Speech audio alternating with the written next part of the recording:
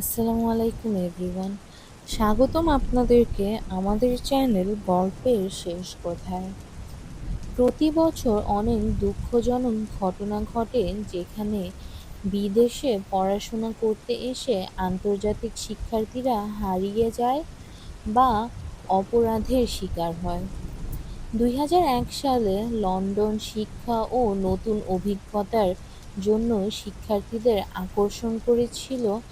তাদের মধ্যে ছিলেন চিনহ জ্যাং এবং আরও দুই তরুণী দক্ষিণ কোরিয়ার।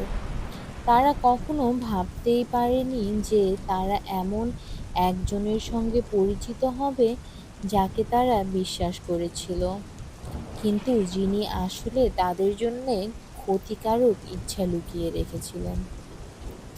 আজকের আলোচনার বিষয়টি একটি ট্র্যাজেডি। এই দুই কোরিয়ান শিক্ষার্থী একজন মানুষ দ্বারা জীবন হারিয়েছিল যিনি তাদের বিশ্বাসকে শোষণ করেছিলেন।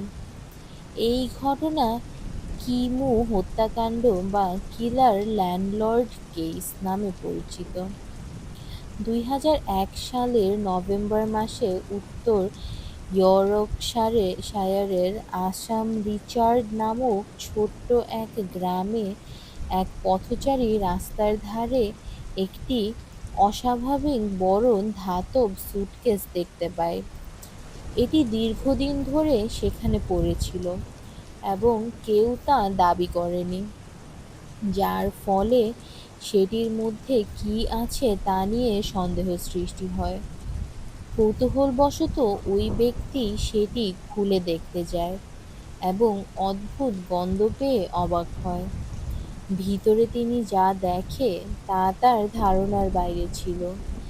একজন অর্ধনগ্ন নারীর দেহ, যা অনেকটাই ক্ষয়ক্ষত হয়েছে।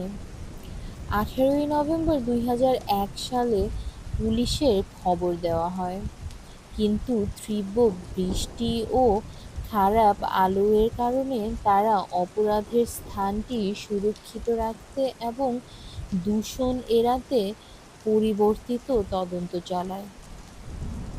পরদিন তারা সুটকেসে নারীর মরদেহ থাকার সত্যতা নিশ্চিত করে। মৃতদেহ মর্গে পাঠানো হয় পরীক্ষা নিরীক্ষা করার জন্য। মৃতদেহের মুখের চারপাশে ডাক্ট টেপ ছিল, শুধু চোখ খোলা ছিল। ডাক্ট টেপের রং ছিল নীল এবং বিশেষ এক ধরনের ডিজাইন ছিল, যা এটি একটি গুরুত্বপূর্ণ প্রমাণে পরিণত করেছিল। কিন্তু মৃত ব্যক্তির পরিচয় না পাওয়ায় প্রাথমিকভাবে এটি শনাক্ত করা কঠিন ছিল। প্রাথমিক তদন্তে মনে হয় যে ওই নারী এশিয়ান বা চীন বংশোদ্ভূত হতে পারে। বয়স আনুমানিক ২০ থেকে ২৫ বছরের মধ্যে। মৃত্যুর কারণ ছিল গলা টিপ দিয়ে মেরে ফেলা আর মাথায় ব্যথা পাওয়া। মৃতদেহের পরিচয় উদ্ঘাটনের একটি বড় সূত্র আসে সুটকেসের লেবেল থেকে, যেখানে লেখা ছিল এটি দক্ষিণ কোরিয়ায় তৈরি। এরপর লিডস বিশ্ববিদ্যালয়ে অধ্যয়নরত একজন দক্ষিণ কোরিয়ার পুলিশ কর্মকর্তা উত্তর ইয়র্কশায়ার পুলিশের সাথে যোগাযোগ করে। তিনি একটি অনলাইন রিপোর্টে দেখা মিসিং দক্ষিণ কোরিয়া নারীর বিষয়টি তদন্তকারীদেরকে জানায়। দক্ষিণ কোরিয়ার পুলিশ তখন একটি তরুণী চিনহ জাং এর নিখোঁজের তদন্ত করছিল। তার বয়স ছিল মৃতদেহের বয়সের সঙ্গে মিলিত। চিনহ জাং ফ্রান্স সাহিত্য পড়াশোনা করছিলেন ফ্রান্সে, এবং ইংল্যান্ডে ছোট একটা সফরের কথা জানিয়ে অক্টোবর ২৪ তারিখে ইংল্যান্ড গিয়েছিল, কিন্তু তারপর আর ফিরে আসেনি। পরিবার চিন্তিত হয়ে পুলিশে নিখোঁজের কথা জানায়। তারা চিনহোর এক ল্যান্ডলর্ড কিমু নামের এক ব্যক্তির সঙ্গে যোগাযোগ করেছিল, যিনি তাকে ইগল স্ট্রিটে কয়েকদিনের জন্য বাসার জন্য জায়গা দিয়েছিলেন। কিন্তু কিমু তার অজ্ঞতা ভান করেন এবং বলেন যে চিহ্ন একজন অজানা পুরুষের সঙ্গে চলে গিয়েছিল। পুলিশ পরবর্তীতে নিশ্চিত করে যে সুটকেসে পাওয়া মৃতদেহ ছিল চিহ্ন জ্যাং এবং ফিঙ্গারপ্রিন্টের মাধ্যমে তা নিশ্চিত করেন। পরিবারের জন্য এটি এক ভয়াবহ সংবাদ ছিল। যে সফরটি ছিল এক রিল্যাক্সিং ট্রিপ, সেটা এক দুঃস্বপ্নে পরিণত হয়। তদন্ত এগিয়ে গিয়ে পুলিশ কিমুর বাসা থেকে রক্তের দাগ ও গন্ধ পায়। সেখানেই মৃতদেহ রাখা ছিল বলে সন্দেহ করে। এছাড়াও কিমুর প্রাক্তন প্রেমিকা জানায়, তার বাসায় পাওয়া টেপটি কিমুর গলা ধাক্কায় ব্যবহৃত টেপের মতো ছিল এবং টেপের অনেক অংশ অদৃশ্য ছিল। তদন্তে কিমু দুই মিসিং নারীর অ্যাকাউন্ট থেকে অর্থ উত্তোলনের তথ্য পাওয়া যায় এবং তার নামের সঙ্গে ভাড়ার গাড়ি ও টিকিট বুকিংয়ের তথ্য মিলে যায়। পুলিশ কিমুকে ট্র্যাক করে এবং ২০০২ সালের ২১শে জানুয়ারিতে এক ইন্টারনেট ক্যাফেতে গ্রেফতার করে। কিমুর জীবন সম্পর্কে জানা যায় যে তিনি ২০০০ সালে দক্ষিণ কোরিয়া থেকে লন্ডনে এসেছিলেন ইংরেজি পড়াশোনা করার জন্য।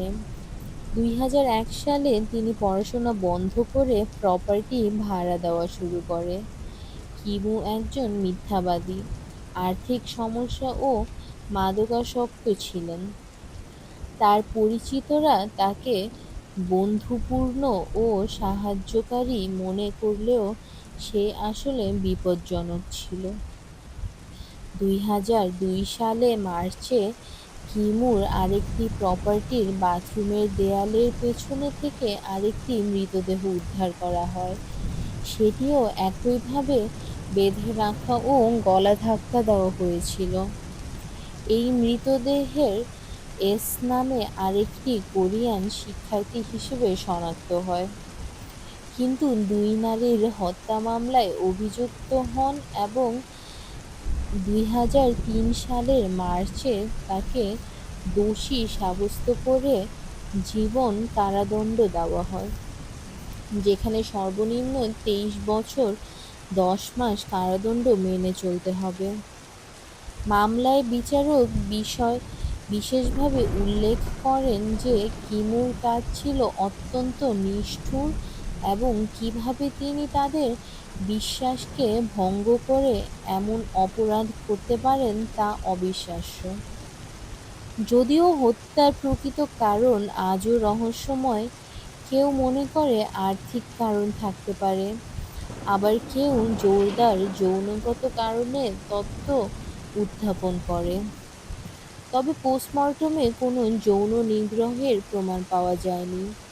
পুলিশ আশঙ্কা করে কিমু হয়তো অন্য কোনো দেশেও এমন অপরাধে জড়িত থাকতে পারে, কিন্তু এখন পর্যন্ত এই ব্যাপারে নিশ্চিত প্রমাণ পাওয়া যায়নি। চিহ্ন জাং ও এস এই দুই তরুণী শিক্ষার্থী, যাদের আগামীর জীবন প্রমিসিং ছিল।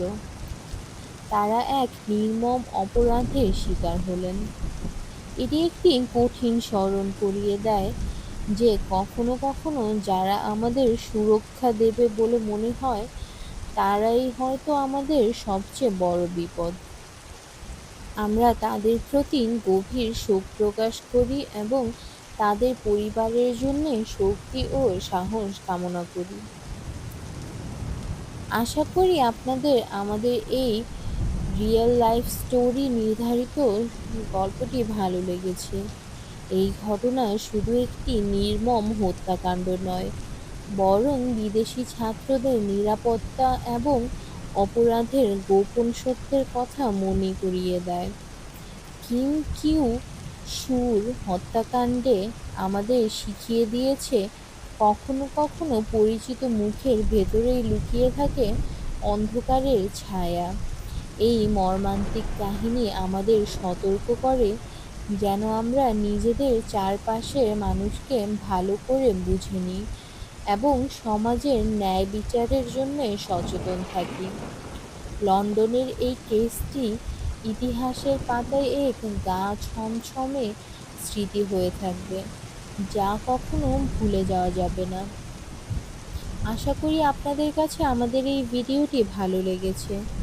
যদি ভালো লেগে থাকে আর এরকম আরও গল্প শুনতে চান, তাহলে আমাদের চ্যানেলটি সাবস্ক্রাইব করুন এবং ভিডিওটিতে লাইক এবং শেয়ার করতে ভুলবেন না। ধন্যবাদ আমাদের ভিডিওটি শোনার জন্য।